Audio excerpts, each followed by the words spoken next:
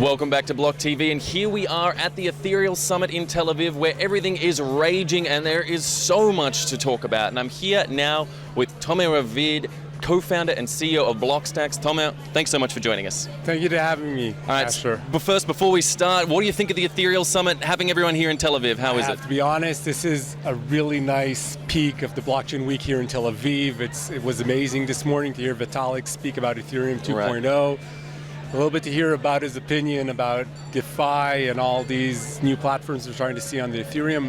Extremely exciting, a lot of entrepreneurs here. It is so exciting, so much going on, so much development, but at the end of the day, as much development and forward momentum and innovation as we have, there are still some fundamental things we have to deal with in the crypto industry, and that's something where you guys come in, there at Blockstacks.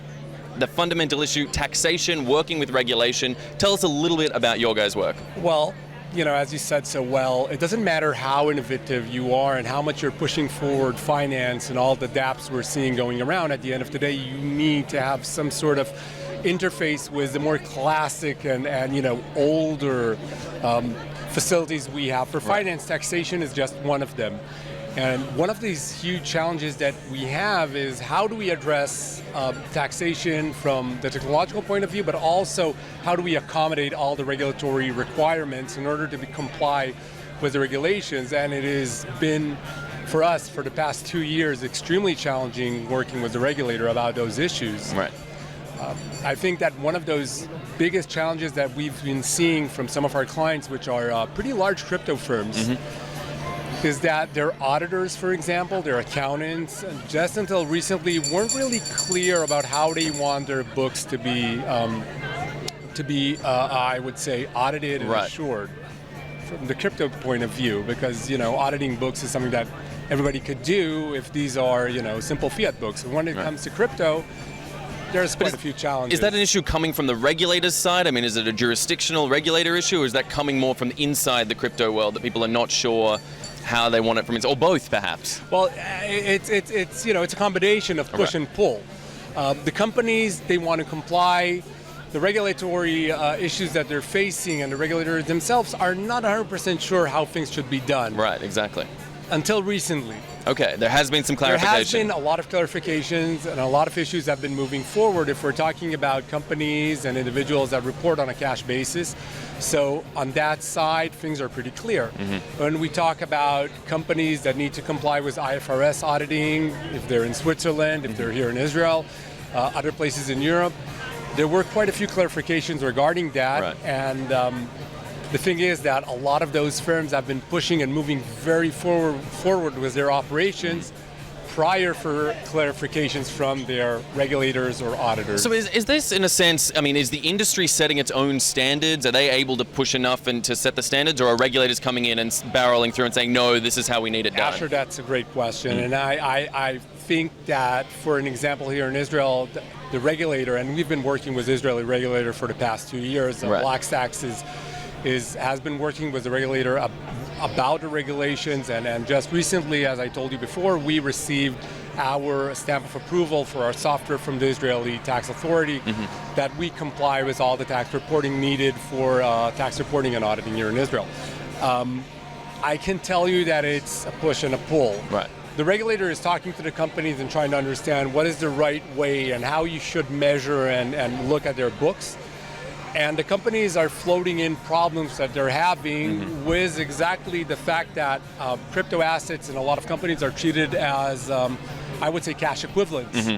And a lot of regulators are not willing to accept that at this point. Right. We saw that. In most countries, crypto is treated as an asset or more as a commodity than a cash equivalent. Right, well, so that's an interesting point. So that brings me to talking about the bit of the dark horse in this whole situation, the United States. Now, we were speaking off camera earlier, talking about the fact that the US is a beast unto itself, running on its own rules. And we even see that inside the US with the SEC listing cryptos as a security, the CFTC calling them a commodity. I mean, it's a mess, right? It is a mess in the US. And I would point out that in the US we do have, regardless of crypto, situations where the Security and Exchange Commission will say, well, listen, this is a security. Right. And for tax purposes, the IRS would say, no, this is not a security. We're going to tax it differently.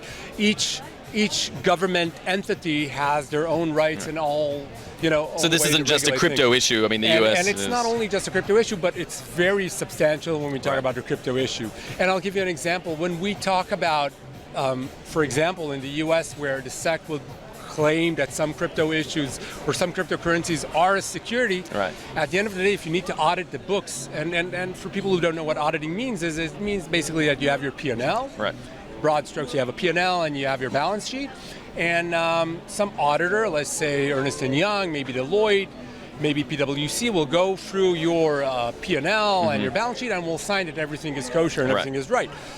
But let's say, for an example, that the SEC is claiming that your tokens are a security, or some tokens you may hold as a company are a security. Well, now we're in a different ballgame because the company may have traded those tokens and treated them as a cash equivalent. And now when an auditor needs to sign off on those papers, here's a big question. Is this legal? Did the company have a license to trade those types of securities? Because once an auditor signs off, basically it means that the auditor is sharing a lot of the responsibility with the company. And if so they're hesitant to sign off. We see that all the time. We have companies that their auditors are not willing to sign their books, and that means that they have a problem going forward and they need to find a different auditor, which is extremely expensive, just for doing a few foolish mistakes that could have been avoided.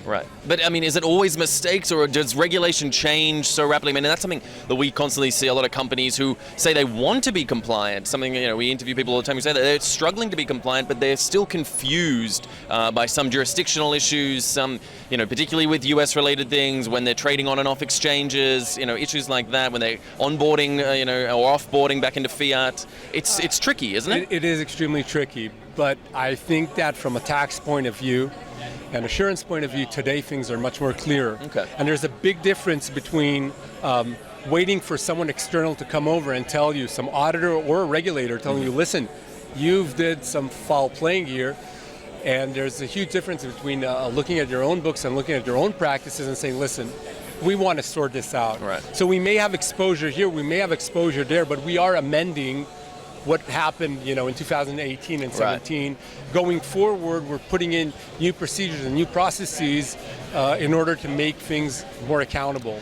Do you think that the new barriers that are being put in place, the new regulations, could potentially prevent sort of new innovations and new startups from coming into the space? Will it raise the bar for entry a little bit, or do you think that this can help? I'll give you an interesting point of view. So as I said before, some of our clients are hedge funds, and some of them are actually getting institutional money, like proper institutional money, to invest into crypto firms as startups and to invest just in the crypto space as an exposure to an asset class.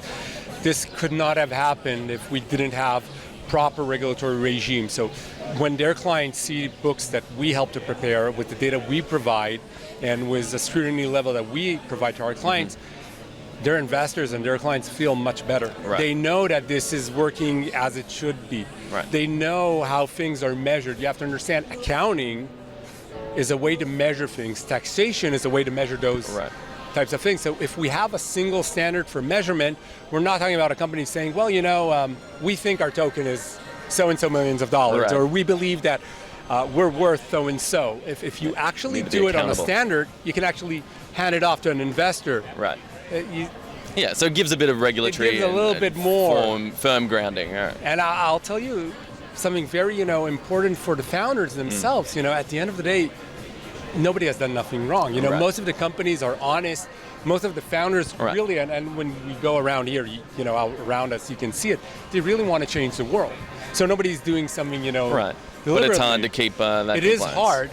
It is hard, but it is worthwhile. And I would say and add something very small regarding what happened in 2017 with the ICO craze.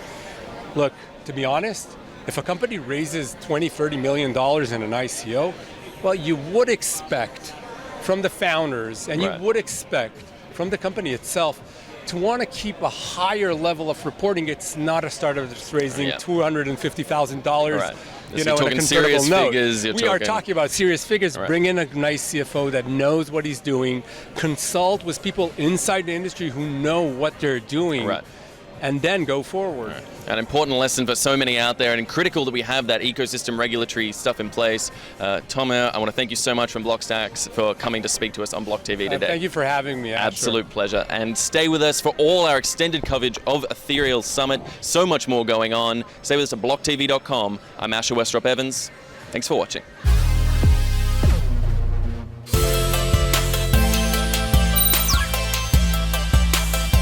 For more news and updates, follow us on Twitter.